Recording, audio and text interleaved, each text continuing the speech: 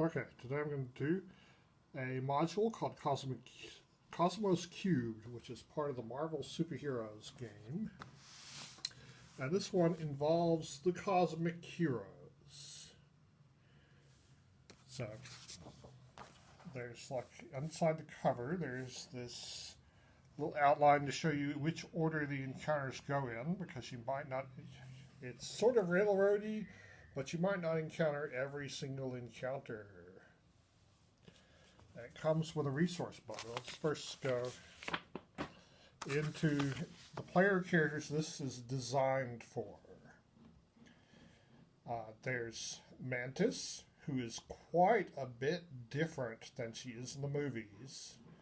Gladiator is basically a copy of Superman. Firelord is like a more powerful version of the Human Torch. He was a herald of Galactus.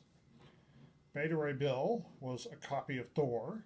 Nova is another more powerful version of the Human Torch. Thor, you probably know who Thor is if you're interested in this review. Silver Surfer is another herald of Galactus, just like Nova and Firelord. And Doctor Strange. Now, Doctor Strange is the most problematical character in this whole game. Lots of people want to run him, and he has a whole bunch of powers. It's too complicated for me. It comes with a resource book that tells you who the different characters are in this adventure. So let's look in this. There's the Skrull and the Kree, both Fantastic Four villains who then spread to other comics. There's the royal family of the Inhumans. Black Bolt could fly, was super strong, and had a sonic scream. Medusa could use her hair to grab stuff. Crystal had powers of the four elements, like create wind, move earth, move fire, things like that. Control the weather. Gorgon could stamp his foot and make earthquakes. Karnak was a martial artist with a skill at finding the weak point in anything. Triton is a copy of Submariner or Aquaman. Lockjaw is just a big dog who can teleport. And there's Maximus. When the players encountered Maximus, they were like, what the heck can Maximus do? I don't remember, because they knew who Maximus was because they'd read enough comics to know that, but they didn't know what his powers are, which are mind control. And then there's the Alpha Primitives, who are the slave race to the Inhumans. Also, it has the Elders of the Universe. Now, the Elders of the Universe, at the time this was written, were each the last member of their particular species who'd become immortal, and each of them had an Infinity Gem, which there was a little two-shot comic in which Thanos collected them all to make the Infinity Gauntlet, but that was before this. That was after this. At this time, Steve Englehart, in the pages of the Silver Surfer, had done a great story about the Elders of the Universe and their soul gems, their Infinity Gems. So here's the Collector. Looks quite a bit different in the movies. And the Grand Master. The Collector's obsessed with collecting things.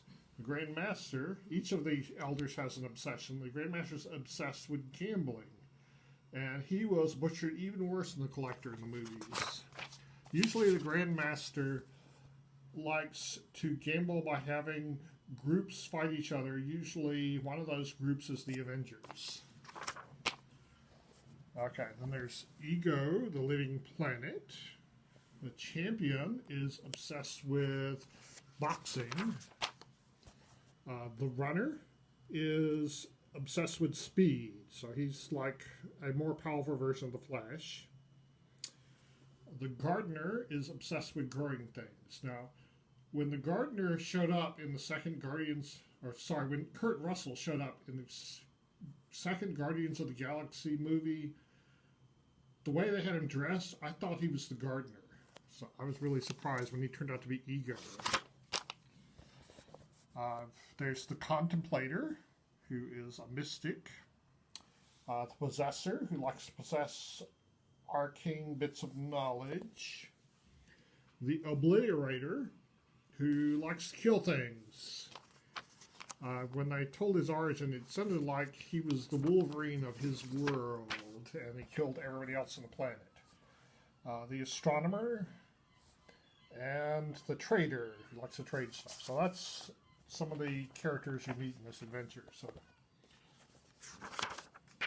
we open the book, and there's an introduction to tell you about it, and about some of the characters. Some of these characters are not in the box set, so it goes into detail about them. Amongst them is Mantis, who is a lot different than she was in the movies. You know, in the comics, she was this martial artist who, for at least for short periods of time, could hold her own against all the Avengers combined. There was a scene in one of the Avengers comics where she, actually twice in her career, she knocked out Thor because she hit him in the right spot. As I said, Gladiator here, who is shown, that's who the picture is basically Superman. Firelord was a herald of Galactus, and he was a more powerful version of the Human Torch with a staff. Beta Ray Bill was a really strong alien who gained the power of Thor because the hammer says, "Whosoever holds this hammer, if he be worthy, shall possess the power of Thor." And he was worthy.